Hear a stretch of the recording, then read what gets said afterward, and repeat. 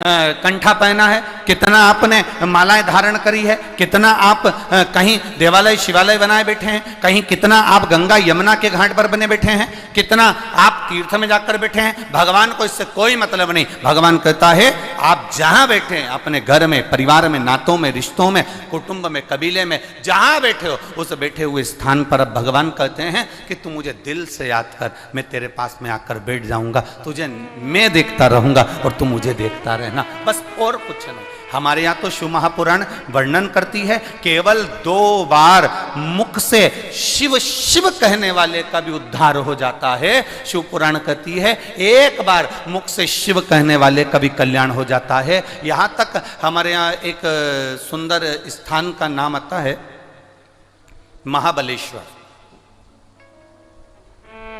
क्या नाम है? जम के बोलो जरा सा। महाबलेश्वर। लोग उसको हिल स्टेशन भी मानते हैं, लोग जाते हैं वहां पर। आप में से कोई गया है? गए हो? हाँ जी, धर लो धर लो धर लो, ठीक है। लोग इसे हिल स्टेशन भी मानते हैं। वहां शंकर जी का एक मंदिर है, उसका नाम था महाबल। अब उसका नाम महाबलेश्वर हो गया। कभी स्मरण किया आपने कि महाबलेश्वर, महाबल, ये मंदिर जहां भगवान शिव विराजमान है, ये शंकर भगवान का एक अविरल शिवलिंग, सारे लिंगों से आनंद देने वाला राजलिंग माना जाता है। उसको हमारे यहां महाबलेश्वर कहा जाता है, महाबल कहा जाता है। आखिर उस शिवलिंग में ऐसा है क्या? उस शिवलिंग के आनंद में ऐसा सुख क्या है?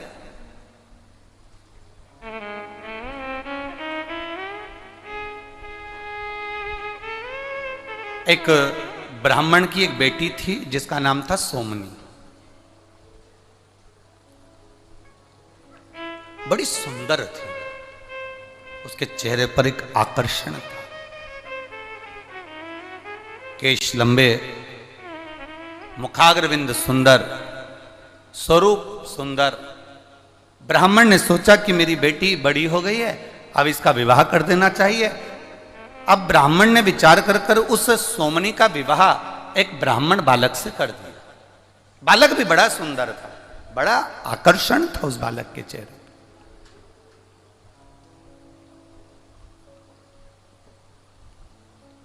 विवाह हो गया। केवल 3 वर्ष निकले थे, केवल 3 वर्ष। और 3 वर्ष निकलने पर ब्राह्मण को एक रोग लग गया। सोमनी के पति को एक रोग लग गया और सोमनी का पति वो रोग के कारणवश अपने प्राणों को त्याग दिया, मर गया, उसके प्राण छूट गए। अब सोमनी का पति मर गया, सोमनी ससुराल में रही। थोड़े दिन तक सोमनी ने अपने नियम को, व्रत को धारण किया, जो एक नारी को करना चाहिए वो नियम सोमनी ने धारण किया। उसके बाद सोमनी का मन ससुराल में लगा नहीं, रहने लगी। पर कुछ संगति व्यक्ति की बेकार हो जाती है तो अपना जीवन स्वयं बर्बाद कर लेती, अपना जीवन स्वयं बेकार। थी बड़ी सुंदर, चेहरे पर आकर्षण भी था, बड़ी सुंदरता उसके अंदर समाई हुई थी। अब सोमनी सुंदर थी, आकर्षण था, कुछ सहेलियों का साथ गलत का मिल गया और गलत का साथ मिलने पर वो व्यभिचारिणी हो गई। उसका विचार गलत हो गया, उसकी सोच गलत हो गई, अपने स्वरूप का गलत उपयोग करने लगी, अपनी सुंदरता का गलत उपयोग करती है। और गलत उपयोग करते करते करते करते उसने अपने स्वरूप का गलत उपयोग करा और पर पुरुष को अपनी ओर आकर्षित करना और आकर्षित करना, उससे धन एकत्रित कर लेना, ये वो सोमनी करने लगी।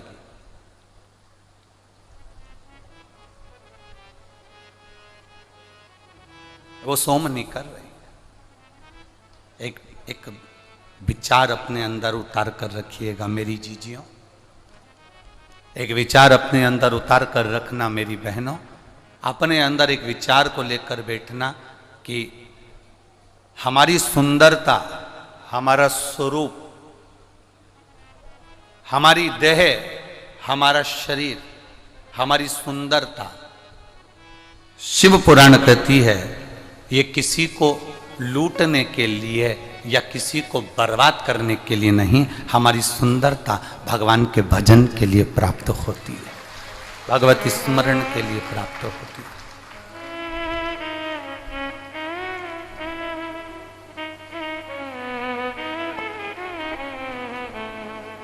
इससे हमें किसी को बर्बाद नहीं करना,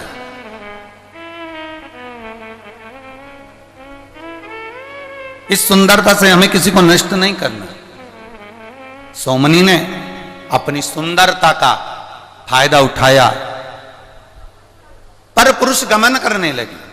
समय आया, नगर के लोगों ने, गांव के लोगों ने सोचा ये नारी ठीक नहीं है, ये श्रेष्ठ नहीं है। एक तो पति मर गया, पति के मरने के बाद ये पर पुरुष गमन कर रही है, व्यभिचारिणी हो गई, गलत गलत जगह पर जाने लगी, गलत विचार करने लगी, पर पुरुषों को अपनी ओर आसक्त कर कर उनको बर्बादी की ओर छोड़ने लगी। गांव के लोगों ने विचार कर अब करें तो करें क्या।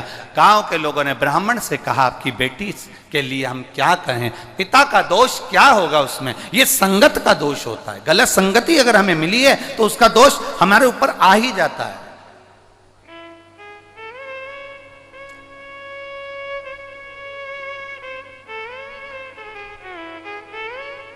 आप लोग इतनी इतनी दूर से आए हो, बैठे हो, कोई 2 दिन पहले, कोई 1 दिन पहले आया होगा, पंडालों में आकर विचार, उसने अपनी बिछात करी, बैठा, विश्राम किया।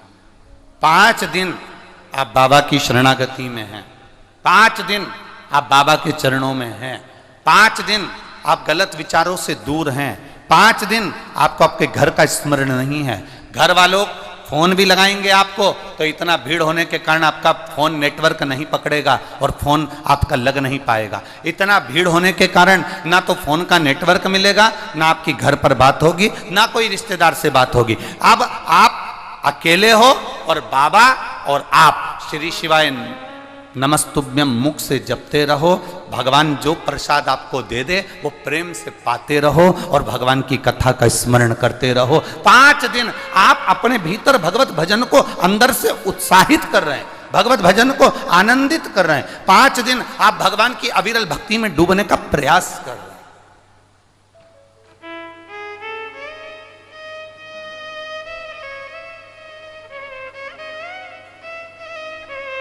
तो कहे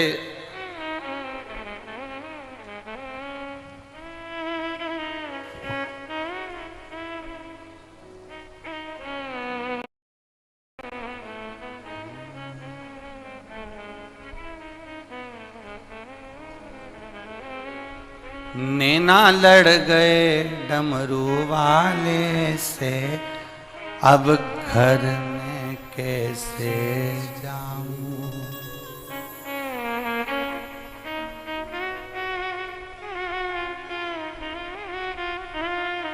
अब घर में कैसे जाऊं, अब मैं घर कैसे जाऊं। अरे नैना लड़ गए डमरू वाले से, अब मैं घर कैसे जाऊं। घर जाऊं तो मेरी सास लड़त है, घर जाऊं तो मेरी सास लड़त है। अब घर जाऊं तो जाऊं कैसे।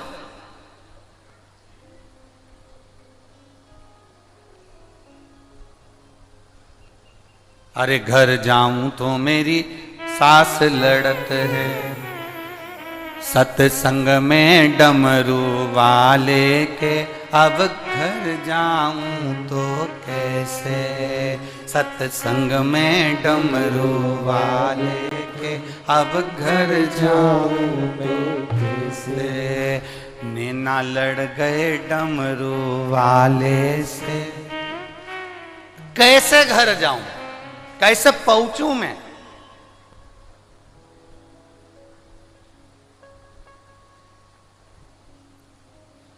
जब नैन लड़ गए भगवान से, अब मन नहीं लगता। अरे घर जाऊं तो मुझे गर्मी लगत है। अब बोलो, यहाँ इतनी धूप पड़ रही है, तुम लोगों को गर्मी लग रही है? बोलो बोलो, जम के बोलो जरा। अरे घर जाऊं तो मुझे गर्मी लगत है, यहाँ पंखा चल रहा भोले का, मैं जाऊं अब करूं क्या जाकर मैं, जब यहाँ स्वयं मेरा शिव थोड़ी थोड़ी देर में, शंकर की उदारता क्या है, शिव कथा का आनंद क्या है, आप बैठे हो थोड़ी देर, आपका मन जब तक कथा में लगा है आपको गर्मी का महसूस नहीं होगी, गर्मी का एक अंश भी आपको नहीं लगेगा। पर जैसे ही आपका मन उच्चिष्ट हुआ, जैसे ही मन आपका दूर हुआ, जैसे ही मन आपका कथा से दूर हुआ, वैसे ही आपको गर्मी लगना चालू हुई और आपने तुरंत पंखा झेलना प्रारंभ करा। अर्थात भगवान शिव की कथा, भगवान शंकर के एक उदारता, शिव तत्व अपने आप हमारी अग्रण्य होता है। हमें लगता है कि हमारा शिव हमारे साथ में है, हमें लगता है हमारा शंकर हमारे साथ में है, हमें लगता है हमारा शिव तत्व हमारे साथ में है। अपने विचारों से दूर हो गए। ब्राह्मण से कहा, सोमनी के पिता से कहा, सुनो तुम उस सोमनी के पिता हो, तुम सोमनी के बाबू लो, पिता हो, हमारा निवेदन आप स्वीकार करेंगे? हम आपकी बेटी को अब यहां नहीं रख सकते अपने गांव में, हम आपकी बेटी को जंगल में छोड़ना चाहते हैं। ब्राह्मण पिता ने अपनी बेटी को जब जंगल में जाने की बात सुनी, नैनों से जल बह गया पिता के, और पिता के नैनों से जल बह रहा है, पिता के नैनों से जल गिर रहा है। जल बहता बहता गांव के लोगों ने पूछा, क्या आपको दुख हो रहा है, आपकी बेटी को हम जंगल में छोड़ने जा रहे हैं क्योंकि अपना गांव बेकार ना हो जाए?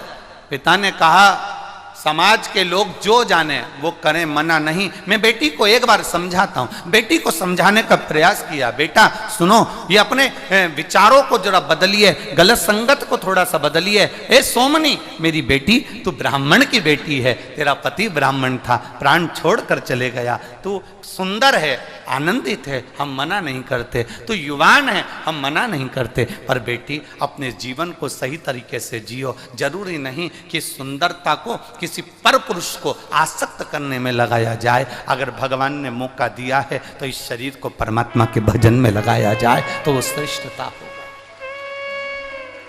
सोमनी समझे कहां, सोमनी समझ कहां रही है?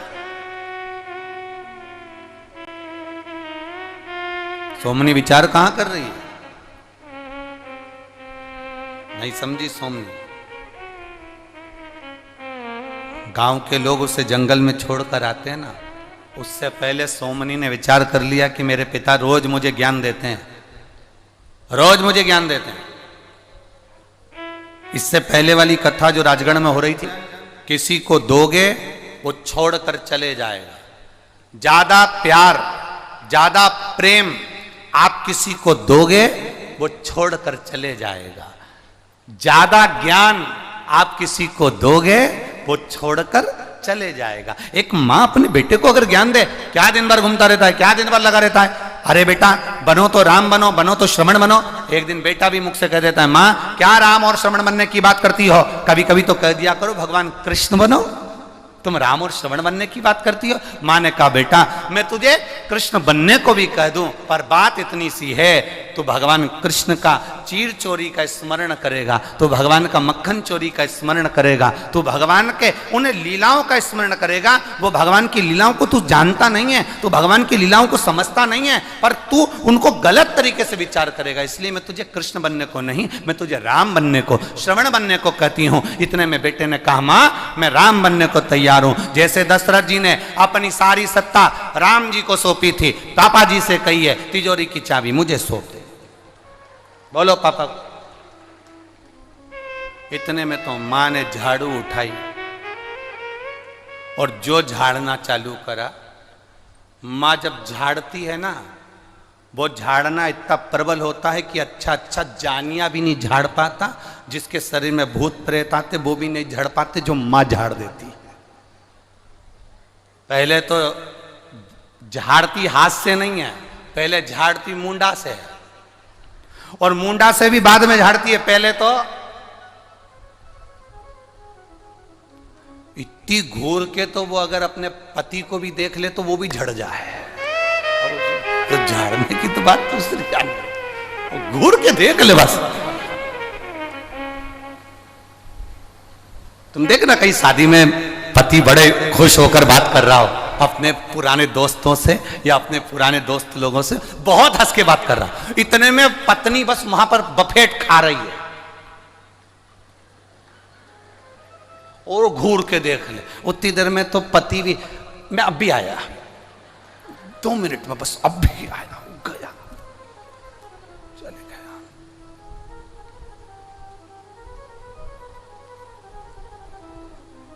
कोई पूछ रहा था, गुरुजी लेडीज तो मालूम पड़ जाती है, स्त्री मालूम पड़ जाती है कि मांग भरी है तो शादी हो गई, मंगलसूत्र पहनी है शादी हो गई, पांव में बिछुड़ी पहनी है शादी हो गई।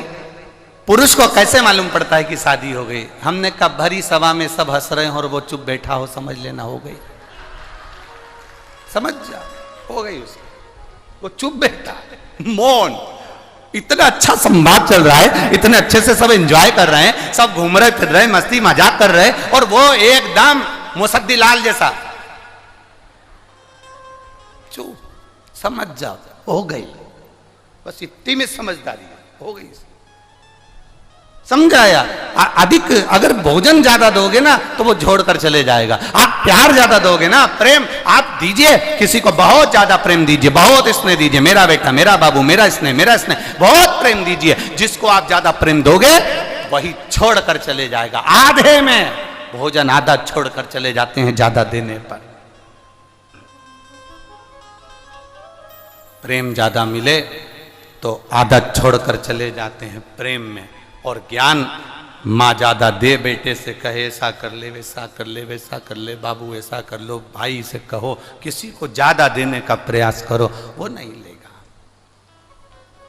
नहीं लेगा। अभी अभी हम ही यहाँ पर बालोद से कहते थे कि बालोद में पूरे सावन का 1 महीना कथा होगी। अगर हम कह दें तो ये तुम जितना बैठा हो ना, उसमें से आधे से आधे सब खसक लेते कि महाराज इतना लंबा ज्ञान नहीं चाहिए हमें, तो वो 5 दिन का 7 दिन का दे दो दादा, बहुत होता है। तो ज्यादा अगर देवे तो कौन लेवे, आधा अधूरा में चले जावे। तो यहाँ तो शिव पुराण कह रही है, भोजन ज्यादा दोगे आधा छूट जाएगा, प्यार ज्यादा दोगे आधा छूट जाएगा, ज्ञान ज्यादा दोगे आधा छूट जाएगा। और ब्राह्मण ने अपनी बेटी सोमनी को समझाया, सोमनी सुन बेटा ऐसा है, बेटी को समझाया तो बेटी के दिमाग में कहाँ आया, और बेटी अपने पिता का घर छोड़कर भाग गई, एक जंगल में चली गई। जंगल में उसको लगा कि अब ये गलत आ गई, मैं अच्छा पिता के घर रह रही थी, अपने बाबुल के घर रह रही थी, पर जंगल में मैं आ गई। और जंगल में पहुंचने के बाद सोमनी का मन नहीं लग रहा, अब करूं तो करूं क्या। विचार करा क्या करा जाए, मां घूम रही थी, अब मेरी सुंदरता किस काम की इस जंगल में, मेरी इतनी सुंदर युवान अवस्था किस काम की इस जंगल में। अपने विचारों को मनन चिंतन कर रही थी, तभी एक जंगल में रहने वाला एक व्यक्ति जो मांस का आहार करे, मदिरा का आहार करे, और जो गलत विचार में, गलत विचारों में पड़ा रहे, ऐसे गलत व्यक्ति ने उस सोमनी को देख लिया। सोमनी को देखा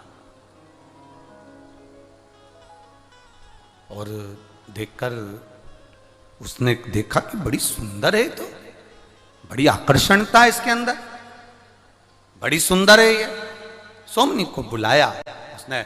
सोमनी जाने को तैयार नहीं, क्योंकि दिखने का अच्छा नहीं था, बुरा लग रहा था, बड़ा भयंकर था, डरावना था। सोमनी उससे भागी और पकड़ कर लेकर आया, अपने भवन में रखा। सोमनी भूख से बिलक रही थी, उसने भोजन दे दिया, उसने किया।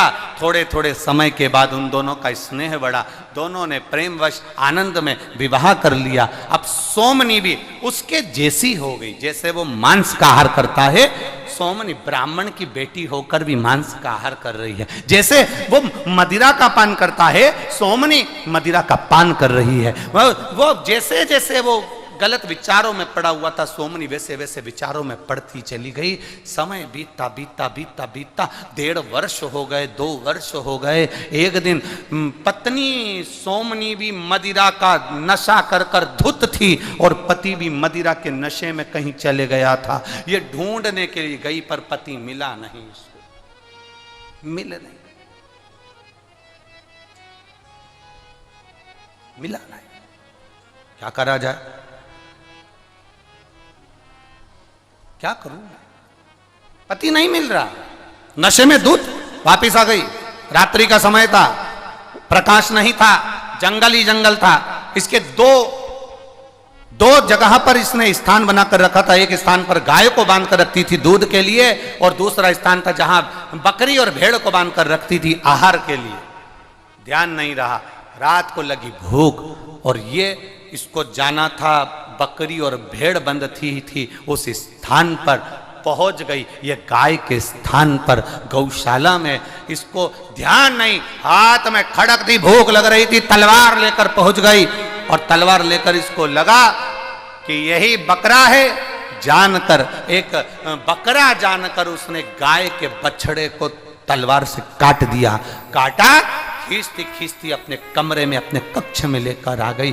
कक्ष में लेकर जो आई, और आने के बाद में उसने जो थोड़ा सा प्रकाश में देखा कि मुझसे गलती हो गई, बकरे की जगह ये गाय का बछड़ा मर गया, और उसके मुख से निकल गया शिव शिव। उसके मुख से निकल गया 2 बार। क्या निकला है? जम के बोलो जरा, शिव शिव। मुख से निकल गया शिव शिव, 2 बार निकला मुख से।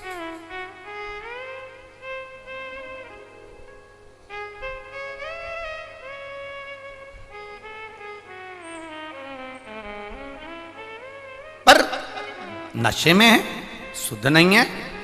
2 बार मुख से शिव शिव निकल गया, नशे में, शुद्ध नहीं,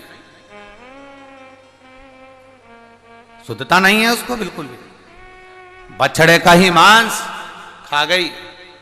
समय बीता, 15 दिन निकले, और 15 दिन निकलने के बाद ये ढूंढने के लिए अपने पति को गई, और मालूम पड़ा शरीर में एक रोग हो गया। वो रोग के कारण बस तड़प तड़प कर अपने प्राणों को त्याग दी। और प्राणों को त्यागी तो मरने के बाद एक चंडाल के घर में जन्म ले ली। चंडाल के घर में जन्म ली। जन्म लेने के बाद ये जैसे ही जन्म ली, इसकी आंख की रोशनी चली गई, अंधी हो गई है। शरीर में एक रोग हो गया जिसके कारण ये कोड़ी हो गई। कोड़ी तो हुई, अंधी तो हुई, साथ में जिस माता पिता ने जन्म दिया था वो माँ बाप भी मर गए। अकेली घर में पड़ी हुई है, अकेली।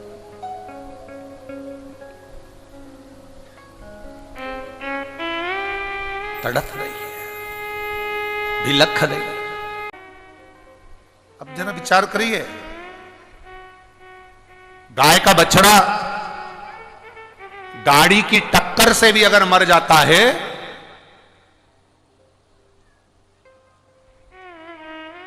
तो व्यक्ति को मरे हुए कुत्ते के अंदर जो इल्लियां पड़ती हैं उस इल्ली का जन्म लेना पड़ता है। जरा ध्यान दीजिएगा। गाय का बछड़ा, गौ माता गाय का बछड़ा, अगर मान लो गाय का बछड़ा गाड़ी के टक्कर से लग गया, गाड़ी का टक्कर हो गया, बच गया, श्वास चल रही है, मरा नहीं तो ठीक है। पर गाय का बछड़ा भी अगर गाड़ी के टक्कर लगने पर अगर मर जाता है, प्राण छूट गए, तो जो कुत्ता सड़ा, मरने के बाद जब सड़ता है, मरने के बाद जब सड़ता रहता है, उसके सड़ने पर जो कीड़े पड़ जाते हैं, जो इल्ली पड़ जाती है, उस मरे हुए कुत्ता जब सड़ता है तो उसके पास में एक सफेद कलर की इल्ली पड़ जाती है। वो इल्ली का जन्म उस बछड़े को मारने वाले को लेना पड़ता है। इल्ली का जन्म प्राप्त होता। तो अब यह कथा बहुत विचित्र है सोमनी की।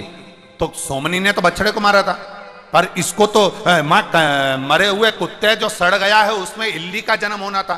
फिर ये 94 लाख नरकों का जो व्याख्यान वर्णन करा है गरुड़ पुराण के अंतर्गत, तो इसको तो इल्ली का जन्म लेना था, फिर ये वापिस चंडाल के घर में बच्ची बनकर जन्म ली, फिर चंडाल के घर में बेटी बनकर जन्म ले ली, फिर चंडाल के घर में इसका जन्म हो गया। तो आश्चर्य की बात तो यह है कि इसको मनुष्य देह वापिस कैसे मिल गया। उसका कारण केवल एक था, इसने 2 बार मुख से क्या बोला था, शिव शिव कहा था, इसलिए इसका वो सड़े हुए कुत्ते की इल्ली नहीं बनी, ये मरने के बाद वापिस मनुष्य की देह प्राप्त हो गई, वापिस मानव का शरीर मिला। पर मानव का शरीर भले मिल गया, पर शरीर अच्छा कहां मिला। कोड़ का रोग, अब कोड़ी का रोग हो गया, आंख से अंधी हो गई, माता पिता भी चले गए, दर दर भटकती है, लोग त्राड़ देते हैं, खाने को नहीं मिलता है, भिक्षा मांगती है, समय बीता, समय बीतते बीतते